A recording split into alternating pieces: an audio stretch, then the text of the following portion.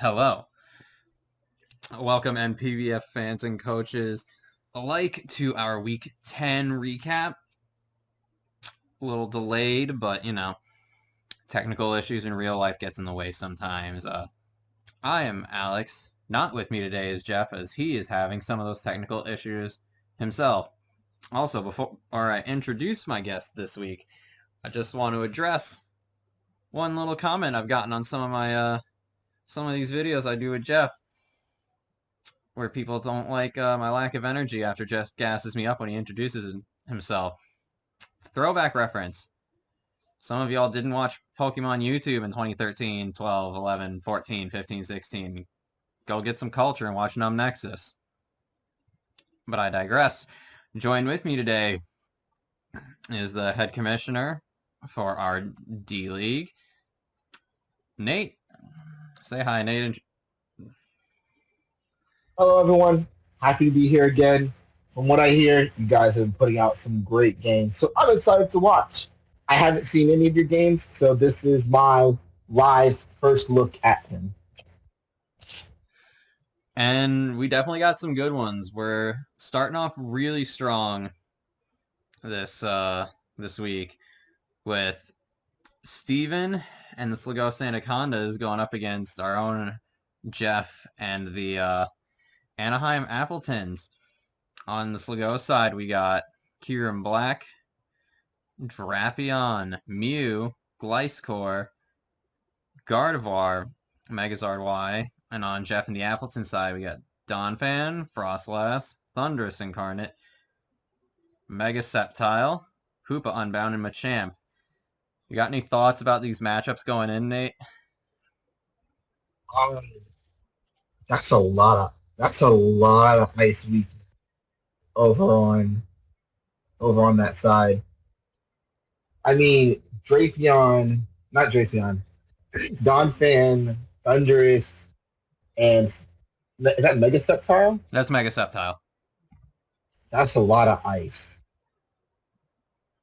That is a lot of ice. That's a lot. Granted, Frostlass is over there, but yeah, I'd be terrified if Korean Black has is it freeze dry? Yeah, it's freeze dry. And does he get another ice move? It has Ice Beam. That he probably brought ice beam. He probably brought Ice Beam. I'm hoping he brought ice beam. I mean, Steven has in the past brought Power Herb Freeze Shock. So that's gross. Yeah. I don't usually cover omissions on the teams, but there is one mon that Jeff could have brought that I really feel like should have come to this, and that's Blastoise. Yeah, Blastoise would have mitigated. Would have probably helped, definitely. Oh. Well, Jeff, I wish you luck. All right, let's go right in. I see Kyurem lead on the dot. And he's got ice. It didn't do a lot, but that's because the Donphan was Yachi Berry and it knocked off a choice band. Wait, choice band? I feel like that was baited. And are we about? Okay, he gets Gliscor off after living that Ice Punch from Machamp. Jesus. He brought offensive Mew. No. Why would you sack it? All you have to do is click Psychic. No. Oh no. Why would you do that? I feel like this Machamp is... Oh no, it's not. I don't know why you swap out Gardevoir there. Oh, I guess he was expecting the Bullet Punch to do it. He brought Physical Zard. That's weird. I'm still tripping that he got Policy Mew off. And he didn't just click Psychic. He should have. That was such a waste. Thunder Wave, that's really good. Oh, he had Rock 5. So mixed Kyurem? Mixed Kyurem, yeah. predicting the Dragon Pulse. Really good move on Steven's part, but Gardevoir goes down to a crit Earthquake. I don't think the crit mattered there, though. Mixed Sceptile's so good. Oh, that crit cross poison. I mean, Hoopa's That paper matters. physically. Hoopa is physically very much paper, but that crit, it wouldn't have, if without the crit, it lives with like little to none. yeah.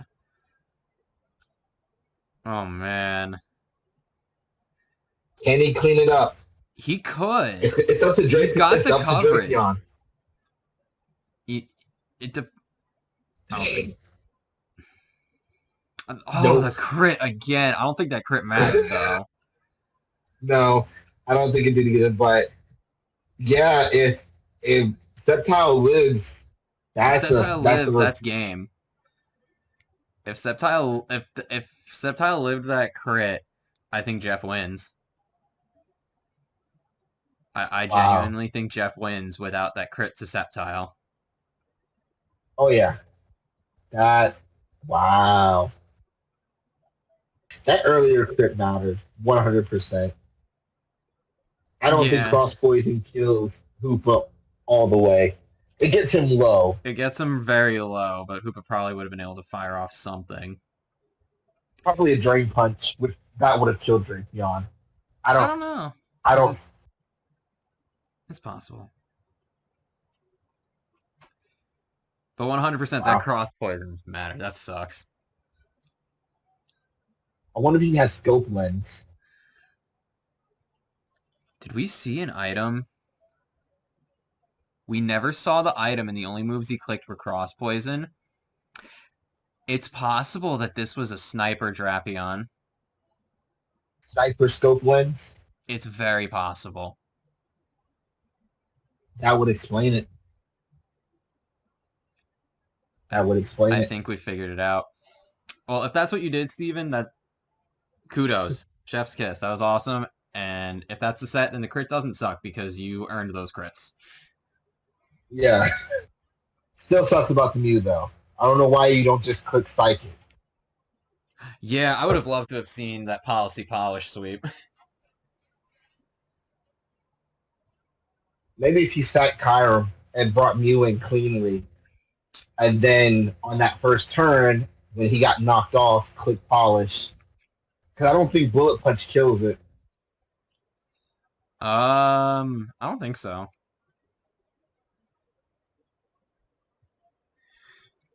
Well, that was a nail biter, and that was only 19 turns. We still got 6 more games to go, so let's get moving right to the next one.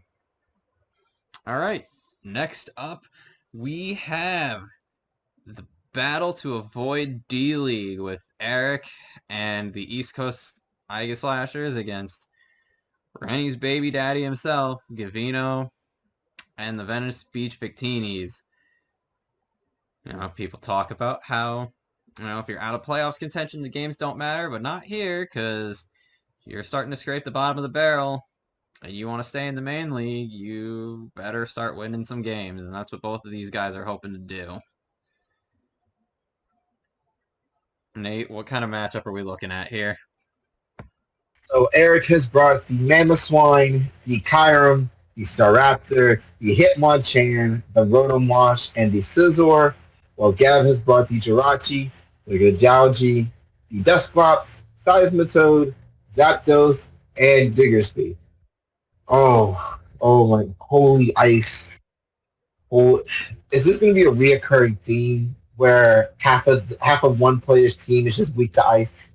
Is that the theme of the week? I can think of at least one other game that is definitely gonna have that theme. Just based Eric's win con is Kyurem. And Mamo.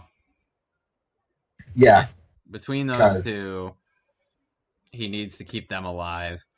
Whereas, I don't know, I kind of just think all Gavino really needs to do is just let Diggersby do its thing. Diggersby's only issue is going to be Staraptor and Rotom Wash. Yeah.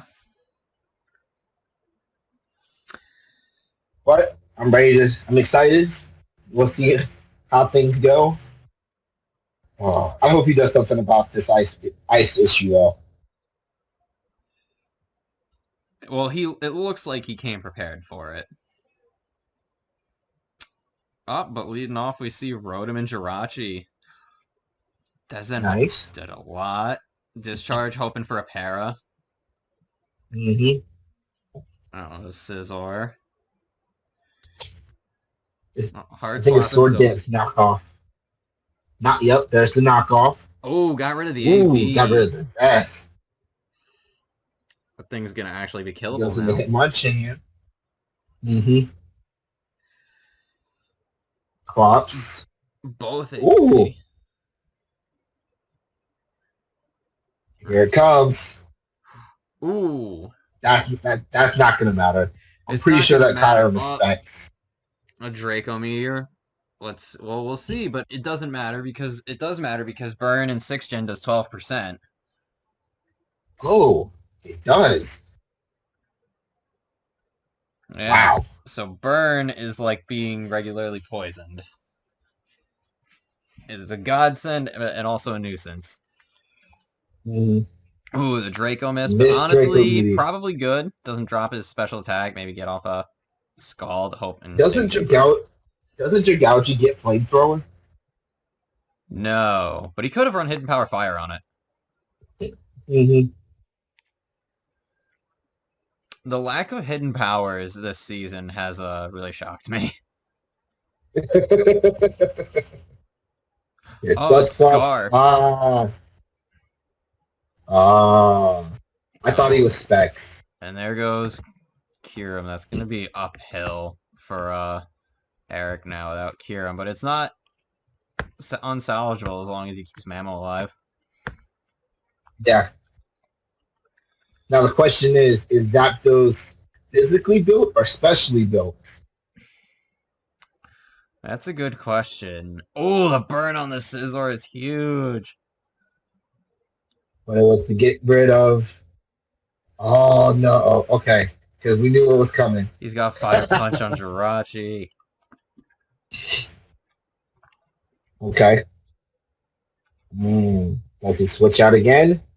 Back to Scizor, predicting the Scald so that he doesn't get Hitmonchan burned. Mm-hmm.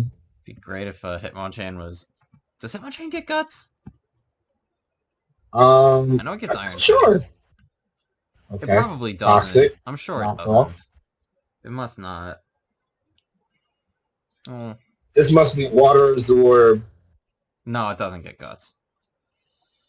It could be Water Absorb. It could be Poison Touch.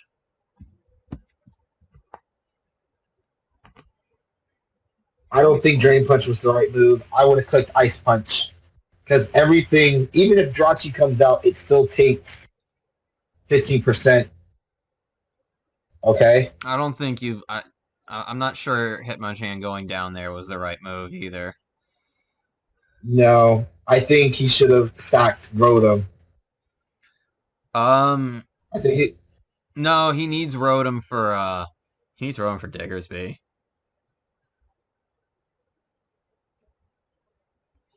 All right. Oh, leftovers. Okay. Now let's see if Mammo's banded. Oh, it's gotta be banded. I was gonna say if he gets burned. Oh, it sucked. He's scarfed. He's scarfed. Yeah.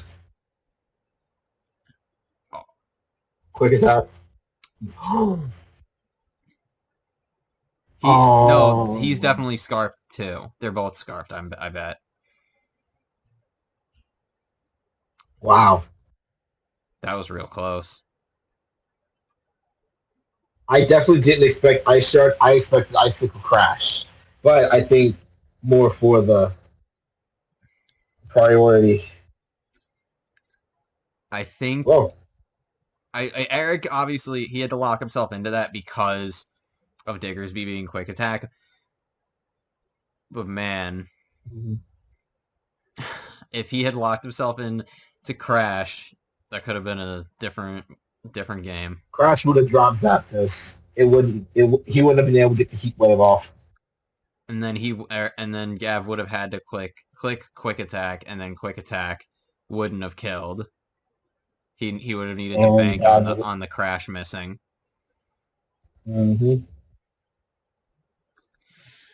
Well, I think with this win, Gav is pretty much clinched in, not going to D-League. He's now 4-6. He's now 4-6. And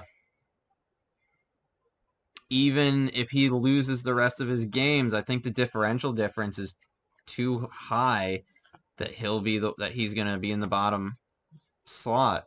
Mm-hmm. Which means Eric needs to win one of his last 2 games just to get that spot, so that he can stay up in main league. But I mean, as we've been saying the last few weeks, there is very few opponents that are more dangerous than Gavino, who is in danger of going to D-League. So losing to Gav is nothing to be ashamed of, Eric, especially with how close this game was. I definitely think you played the end game the way you had to. Just the numbers, the numbers just didn't work out in your favor, and you can't always predict. You can't predict Gavino. He just clicks buttons sometimes. Probably reminiscent of my game from this week. Oh, jeez.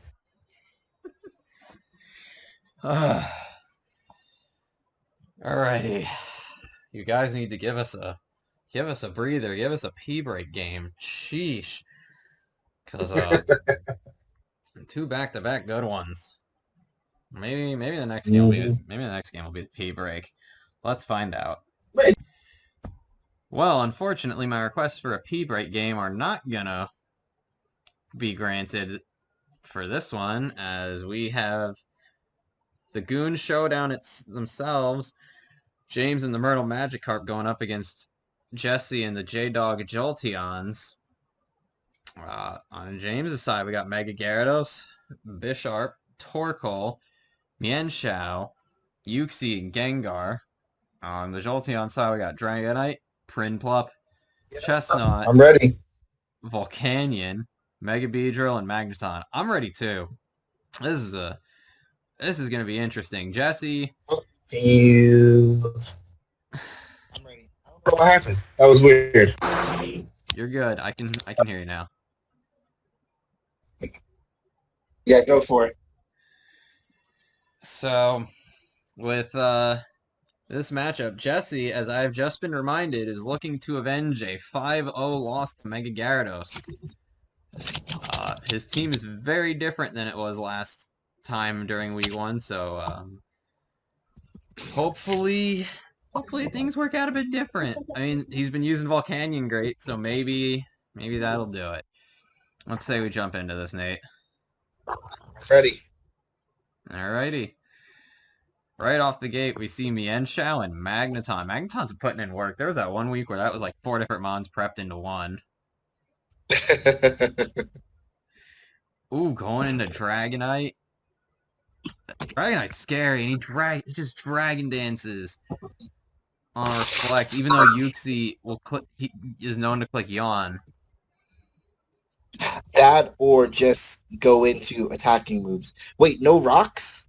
No rocks. It's just there to stall out Dragonite, I think, between Foul Play and Reflect.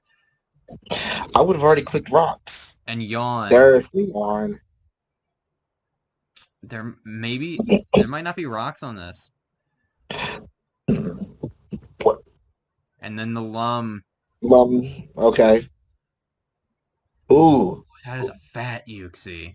And down goes Dragonite. Yeah, Uxie's always been the fattest one of the group. Yeah, I love Uxie. It's super good. Where's the fucking rocks? I don't think it's got rocks. I think if he brought rocks, it's probably on Torkoal. He brought Lum again on Volcanion. The Stone Age hit. Oh, the Steam Rush on Ocon sucks. Did he really lum everyone? I think he did. I Here's don't know. Gyarados. So what I don't understand is I'm assuming that he didn't bring a Scarfer. And no, he did. It was Mienshao, of course. I feel like you need to bring more than one Scarfer, seeing how Jesse's been playing Volcanion. hmm Maybe he's been watching Jeff play Volcanion. That's a problem. Break, Magneton. And oh, that lived. Oh, that was a speed tie. That's awesome. Oh, that means he's not Scarfed. He's Eviolite. hmm Oh, Oh, yeah. There's Torkoal with the rocks. He should have brought rocks. That's way too late. He should have brought rocks on Yuxi. And brought Rapid Spin on Torkoal. He's probably rocks and spin on Torkoal.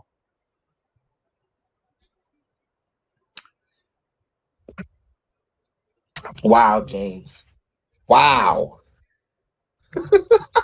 I mean, okay, comparatively, that was the P break compared to the last games we watched.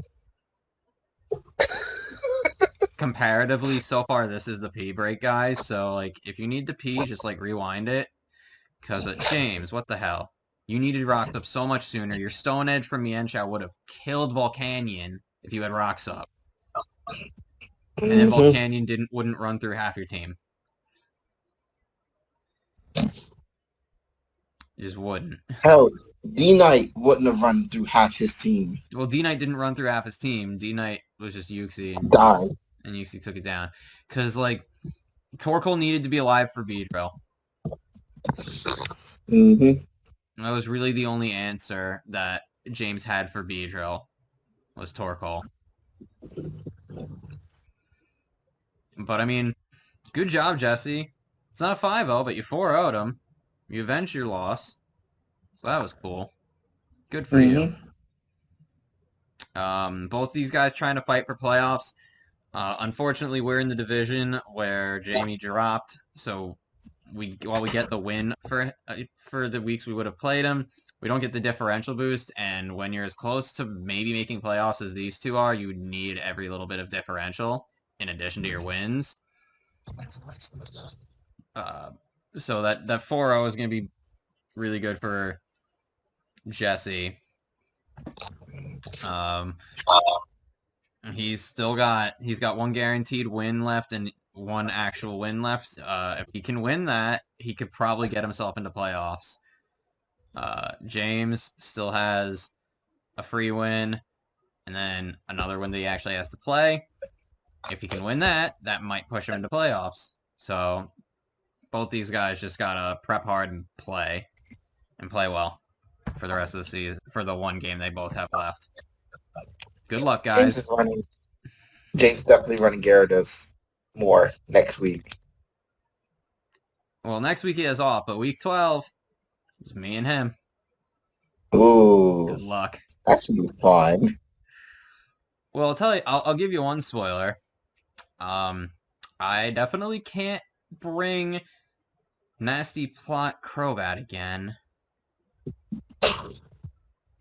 Or Special Gyarados.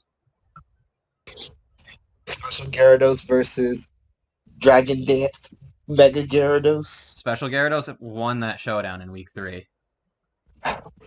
Really? He didn't Mega.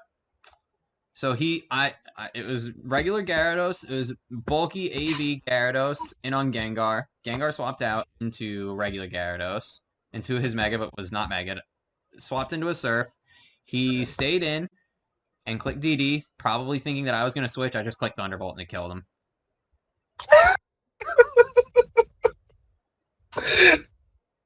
Wow. Yeah. That was fun.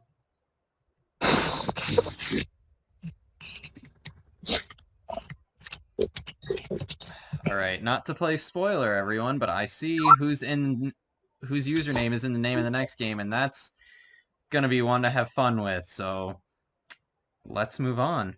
All right, and coming off of that mixed bag, I'll politely call it, of game, we have Rennie and the LA Darkrai's going against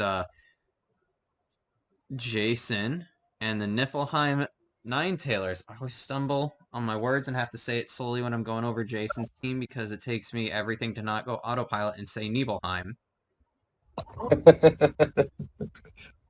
For those who know, you know.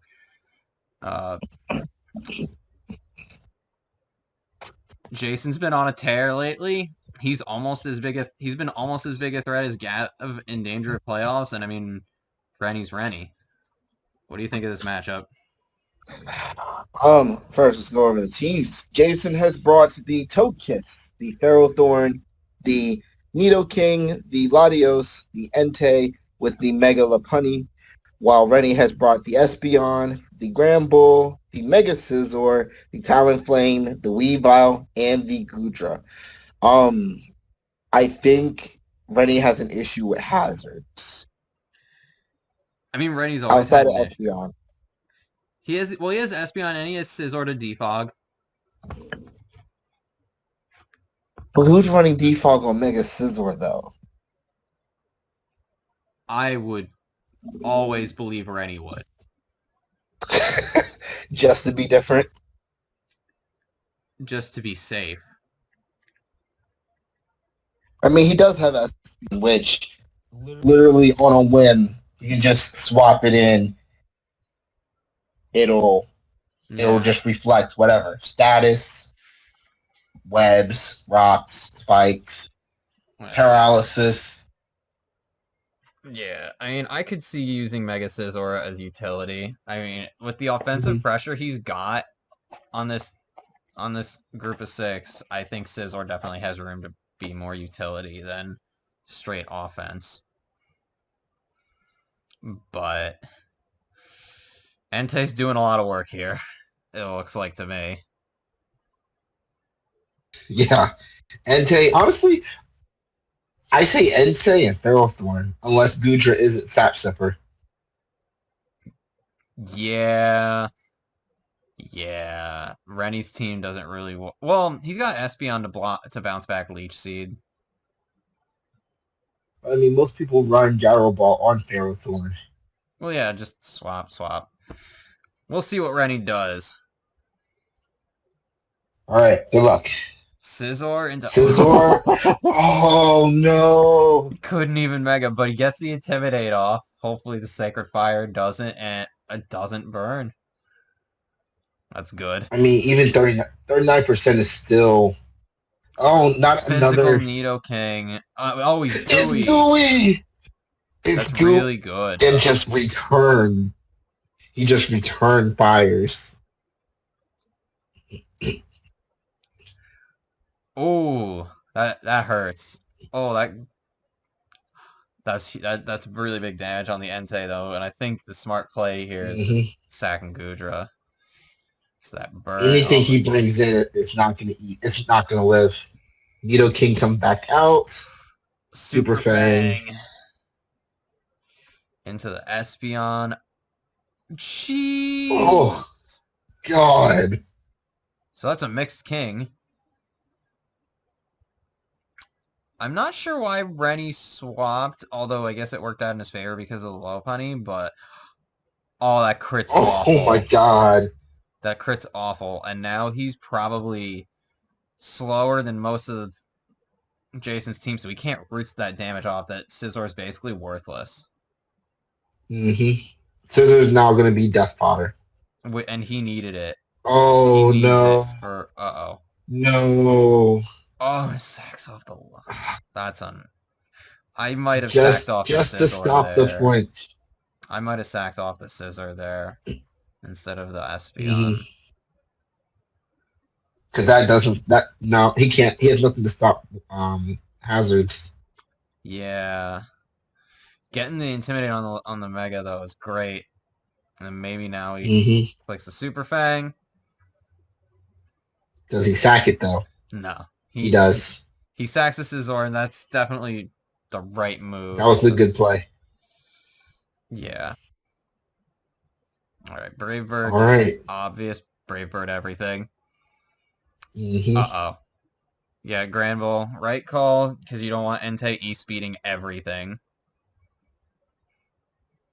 Even with the drop, that 22%. It's probably banded. Mm. It's probably banded. Ferrothorn isn't Rocky Helmet. Is it lefties? Did we see an I don't know item? what. We I don't haven't know seen what. an item. We haven't seen an item yet. What item is it? I thought it would have been Rocky Helmet. I don't. I wouldn't. I don't always run Rocky Helmet on Ferrothorn. There's other items you can use. I normally run leftovers or a berry depending on what my opponent has. Flare Blitz. I wonder what Ooh, are you gonna live in E-Speed? Hi, he lived in E-Speed, 1%. but Oh, but he stacks it. well, no, well and that's gonna be game probably. Another crit. Well, that was yeah, that was a crit. That's unfortunate. Oh God. Oh, that was a crit fake out We didn't see the item on Ferrothor, but I have to imagine it was an Akaberry. for Talonflame. Yeah, or anything really. It was 4 times weaknesses. I think I've run Choppleberry, Ferrothorn before. I mean, if the matchup makes sense, then yeah, I could see it.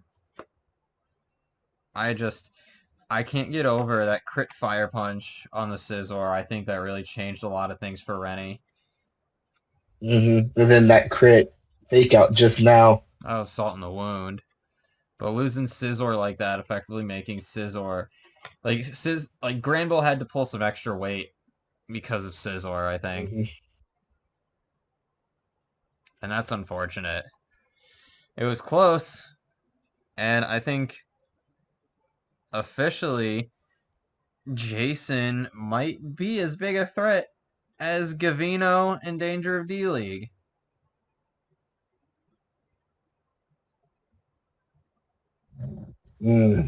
That's wild. It is very wild. That is wild. They have an interesting division, so they both have 2 more interesting games left. I mean, this doesn't really hurt Rennie. He's still leading the wild cards, but Jason is right behind him in the wild card race.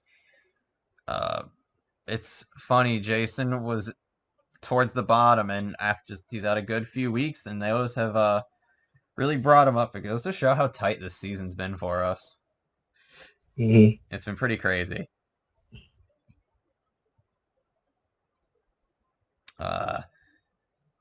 But with that said, I think you might like the theme of the next game that we have to watch. I swear to God, it's fucking ice. It might be. Unfortunately, Nate had to take off for a bit for this game. He had to take a call, so I'll be covering this one solo. Although if he had been around, he wouldn't have had a stroke because Anthony did not bring that much ice weakness. He only brought one Mon weak to ice instead of nearly half of his team. So that's good. On that note, the 2 teams we have now are Anthony and the Windy Sydney Bolt Strikers going up against Shawnee and the Z Guardian Cocos.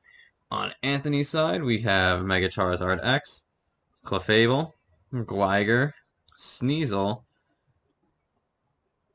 Oh my god, Escavalier, I forgot your name and almost said Runerigus, even though that's not right. We're not even the right gen for that. And Starmie. On Shawnee's side, we see Mega Gardevoir, Salamence, that floating Doug trio, Cofagrigus, Heatran, and Forretress. Pretty interesting match on paper. I don't really think there's any clear favorite. I think Anthony's just trying to get out of the D-League running, and Shawnee's trying to keep up his numbers so that he can make it into playoffs. So with that said, let's just jump right in. Leading off, we see Gligar going up against Fortress. They're just going to trade hazards, as is expected. Earthquake's not going to do a whole lot, though. And Shawnee's just going to try to hazard stack, get as much damage on the Zard as possible, but that's not really going to work as long as Starmie's around. Starmie is just content to Hydro Pump, take out Fortress, and now he can just spin on Gardevoir. He can just rapid spin. Hyper Voice is going to take out Starmie, but Starmie making sure that his field is hazard-free is huge. Oh, the knockoff did a lot of damage against the Cough. Out comes Clefable. It's just going to sit there and be fat, probably. Ooh, clicking T-Wave. He was probably expecting, like, I don't know what he was expecting. But spreading around paralysis is always a good move. Always a good move. In comes Heatran. Shawnee gets a free soft boiled. A lot of them really didn't do much to Gligar. I figured it'd do more, considering he's mainly just physical bulk. Ooh, that was gutsy. Right move, though. Sneasel putting in work. Great design. I've been really happy to see Anthony put it to some good use this season. If I am correct, he's got the most non-fully evolved Pokemon on his team, too, between Gligar and Sneasel. So that's a fun little fact for you. Oh, Clefable's just content to set up and predicting the switch, clicking Thunder Wave. He's just gonna paralyze everything so that Charizard just runs through the team after a Dragon Dance. That's my guess. Finally burned the Gligar, which is unfortunate, but not the worst. Salamence revealing to us that it's Moxie. So one Dragon Dance in it. This could be a problem. But Sneasel just gonna click Ice Shard. Scared out. Yeah, actually, as long as he's got Sneasel around. Ooh, and the low kick. Oh, that was so good. Oh. And then the rocks broke Dugtrio's sash. So Sneasel could just click Ice Shard on Dugtrio. That's awesome. I'm really, really happy at how well Sneasel did. Oh, Anthony. Anthony, I think this is your best game of the season. This is awesome. I love this game, Anthony.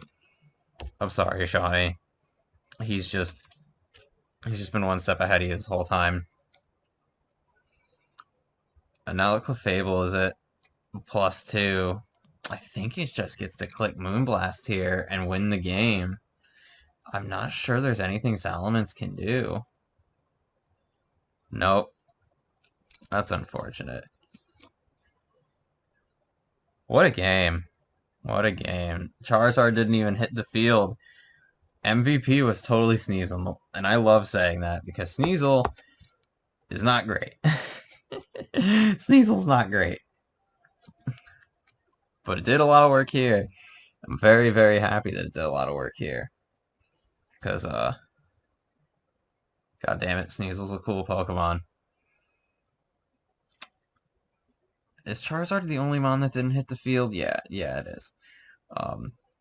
The other big MVP, of course, is Starmie getting rid of the hazards and just KOing Fortress before Shawnee could swap it out and preserve it to try to hazard stack it a later time. Great game. Keep it up, both of you. Hopefully, you both make it into the playoffs. Just gotta keep going and keep performing. Still flying solo, and it doesn't feel good. Next up, we have Liam and the Auckland Ambipoms going against Chris and the Nottingham Nihiligos. Liam's team is disgusting, and we are reminded why. On his side, he's got Mega Sableye. Chansey, Milotic, Latios, Jolteon, and Darmanitan. On Chris's side, we see Garchomp, Conkeldurr, P2, Mega Alakazam, Rotom Heat, and Yanmega. Chris needs to win this so that he can try to get into playoffs. Liam doesn't have to win. He's locked in. But winning this game helps him preserve his role as division leader. And just winning's nice. But I see an uphill battle for Chris. Liam's team is fat already, and now it's fatter now that he has Chansey and Mega Sableye. I'm not a big fan of his odds. But let's just see how this one plays out. Right off the bat, we see Sableye and Rotom Heat. Sableye is just content to Mega Evolve. Take the Volt Switch, which does a lot of damage, and click Snarl. Sableye is just going to sit there, take the knockoff because it knows it can take anything Conkeldurr wants to hit, recover it, and reveals the Calm Mind. P2's fishing for a Thunder Wave, and Liam just doesn't care. He just wants that Sableye to get beefy and strong. I'd be very scared. I can't believe he hasn't gotten paralysis at this point. Surely it's more likely. Oh man, he's at +4. That Air Slash isn't doing anything, and that Snarl is just nearly enough to kill. That is a really scary Sableye. Oh my god, Liam, you're getting too cheeky. He's just a boy. Finally, we get something, though, between the Air Slash and the Discharge. Liam just maxes out. Those Air Slashes are doing nothing. Gets the flinch, but I don't think it matters. He's not leftovers. Liam can just recover. This Yanmega is dead the moment Sableye lands an attack. Garchomp comes in. Sableye eats that Earthquake. At +6, Garchomp lives. I didn't expect that. That is very interesting. Liam just doesn't care, though. He's just gonna click until he's above half. Oh, Alakazam comes in, tracing the Magic Bounce, clicking Shadow Ball, and just goes down immediately to Snarl. That means he does not have Dazzling Gleam, and but he gets the freeze. So Liam, trying to preserve his 6-0, switches into Milotic. Burn, which means it's Marvel Scale. So not really going to be able to touch it. Liam could have just as easily sacked off that Sableye, but he just wanted that 6-0 really badly, I guess. So now he's fishing for his own hacks, trying to get the freeze off on the Conkeldurr, maybe get a burn on it. Although burning would be risky in case he is Guts. You don't want a Guts Conkeldurr running around. But instead he switches to P2, letting Liam recover for free. In comes Chansey, and oh no, it's the wall of the Eviolite. The war of the Eviolite walls. Conk knocks off the Eviolite. I'm no longer surprised that he stayed in. Okay, Counter Chansey is evil. That's play of the game. Maybe of the week. God, I hope I don't face Liam in playoffs. I'm not ready for this team. I'm not ready for this team.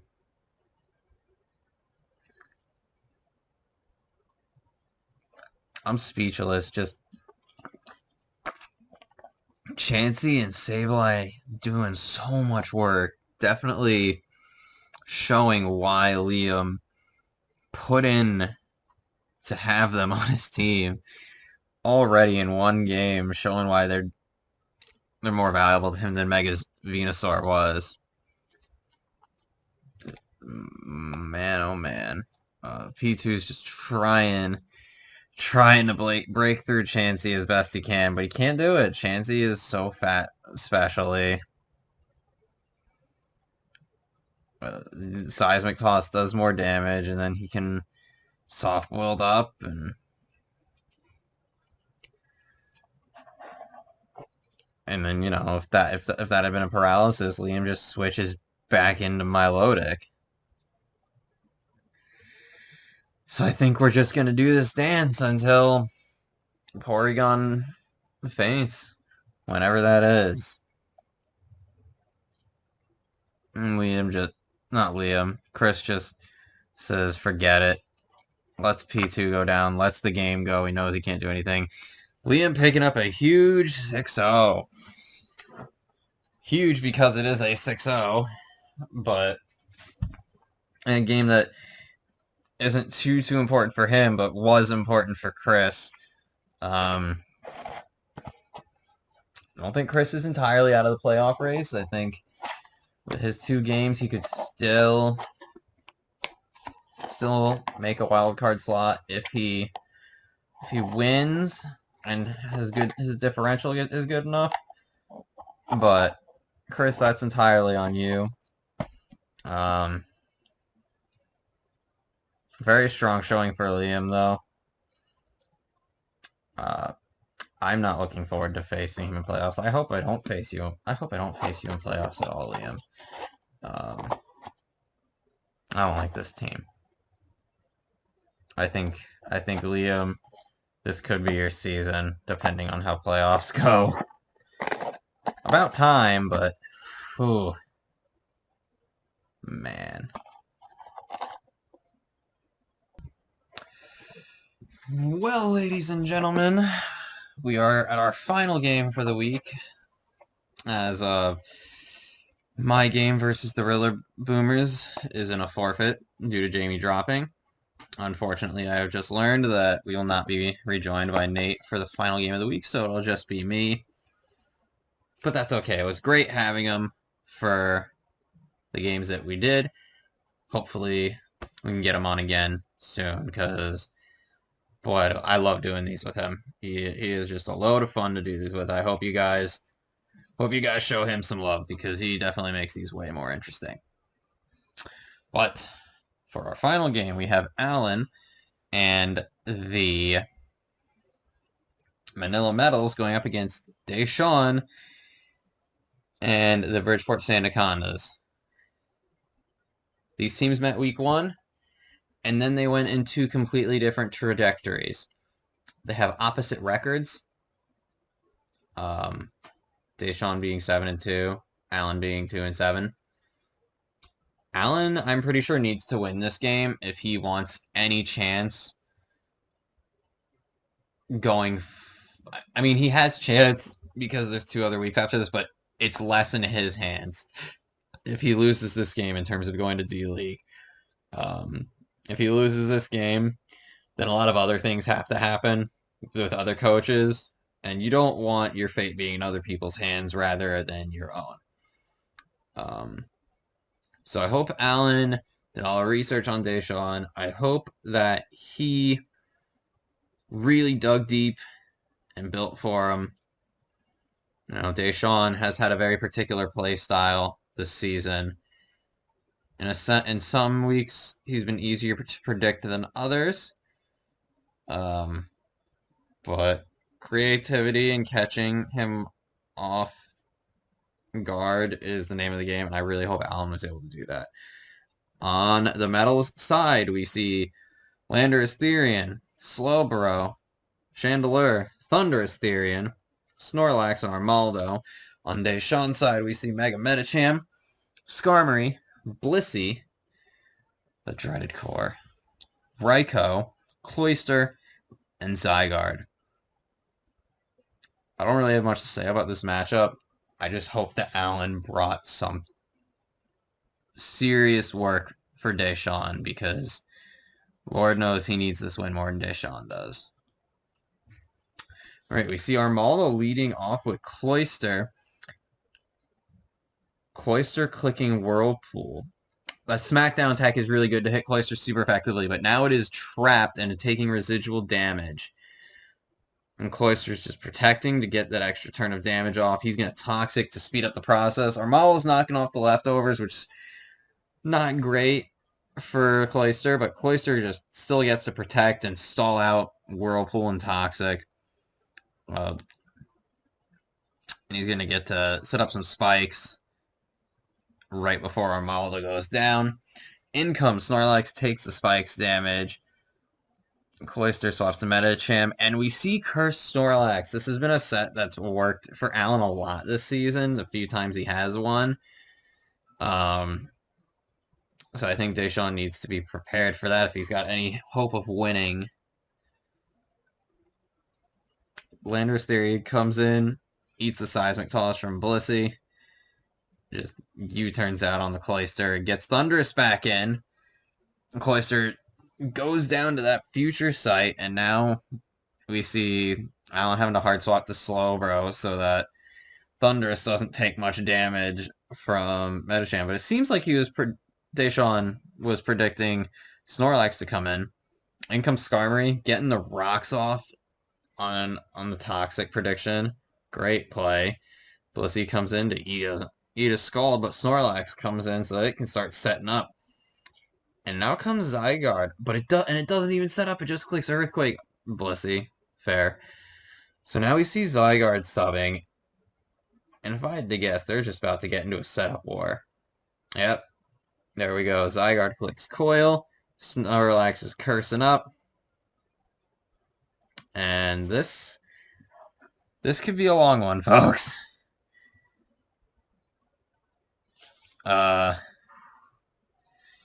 But we see Zygarde with the Dragon Tail sending out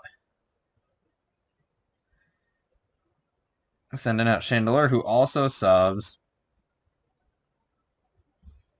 But now we get back to Slowbro, who just takes another Dragon Tail. Deshawn's just gonna Hazard. He's just gonna Dragon Tail and Hazard sweet people. Even the crit wasn't enough to break the sub. Slowbro comes back in, takes the spikes and the rocks damage. Earthquake doing a lot. Ice Beam breaks the sub, but I think an Earthquake might just kill. But he doesn't want to risk it, so he swaps out into Raikou. Thunderous comes in predicting an electric move. Or something, but Deshawn predicting the switch, clicks Shadow Ball, gets the Volt Switch off into Skarmory to eat whatever Snorlax has to do, and he shows off the Recycle. Ooh. More Smackdown tech. That's really good. Bringing Skarmory down to the wall so it's susceptible to an Earthquake. That was a really clever play on Alan's part, but Zygarde just comes back and just starts subbing up again. Breaks the sub before he can coil, but I think now Deshawn can just sub up, get his leftovers recovery, protect, coil, rinse and repeat. He's just gonna coil again. Oh man, he can't sub, but he can Dragon Tail, which he knows. Snorlax comes in, takes all that damage. It's gonna die to whatever Zygarde does. Thunderous comes in. Raikou swaps it out. Eats the HP Ice. In comes Landorus. Probably predicting an electric move, but instead he goes Shadow Ball, which was very safe. There's no reason not to click Shadow Ball here. Thunderous comes back out. We go into Zygarde expecting an electric move. There goes the Thunderbolt. Getting that lefty's recovery and back to Blissey to predict the HP Ice. Deshawn really playing for differential here, but that superpower. Thunderous reveals the White Herb superpower, and Blissey lives and gets a Toxic off. That is massive. Tries to get cheeky, predicting a superpower. And he sends in Skarmory, but he just goes with the safe Thunderbolt. And now Metacham just gets to clean up as it does. Or maybe not. Blissey just comes in, eats a Scald. And I think... Oh, he's soft-boiling up. I think we're just going to be in a Toxic war now. Yep, there we are. We're just Toxic stalling. Raikou comes out. Very specially bulky. Gets the burn, which is unfortunate. But the Volt Switch here will kill. And that's good game to Allen and Deshawn. I mean, they both played well. I just think Deshawn brought a lot of bulk. He had a plan with his hazards. He must have scouted his opponent to know Snorlax and Curse were coming, and he built a lot of good counters to it. Like, obviously, Skarmory's always good. That said, Smackdown and Earthquake on Snorlax was genius, Allen. Great, great work. Seriously. But between that and the Zygarde, it was very tough to break through, especially because it did seem like Snorlax was Allen's win condition for this game, and it wasn't able to do what it needed. So, while Deshawn furthers his locking into position of staying in playoffs, Allen now has to work a little bit harder and has to hope that some other coaches win and or lose for their spots. Although, no. Yes. No. It is up to other coaches. If Allen loses next week, he is in D-League. He's in the demotion spot. And that's that.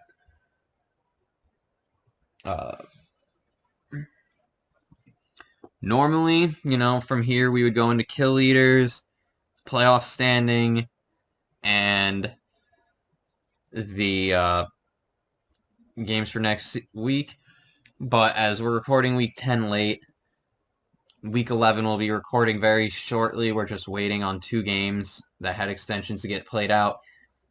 It makes more sense to just show you guys what's coming once we get that one recorded. Although, if that gets recorded late, we may not do that. But we'll definitely do it next week so that you know what the playoff race looks like for week 12, regardless of when we get week 11 recorded, for sure. What I will tell you is that the division leaders are unchanged in from first to fourth. It's still the Greenwich Girautinas leading their division, the Bridgeport Sandacondas, and then the Sligo Sandacondas, and then the Auckland Ambicoms. The wild cards are ever changing. I actually don't have it updated because not all of week 11 has been completed yet. But it's tight. It's tight. So coaches, your games matter. Get those games done. Do your prep. This is Alex. Till next time. Signing off. I hope you all look forward to week 11.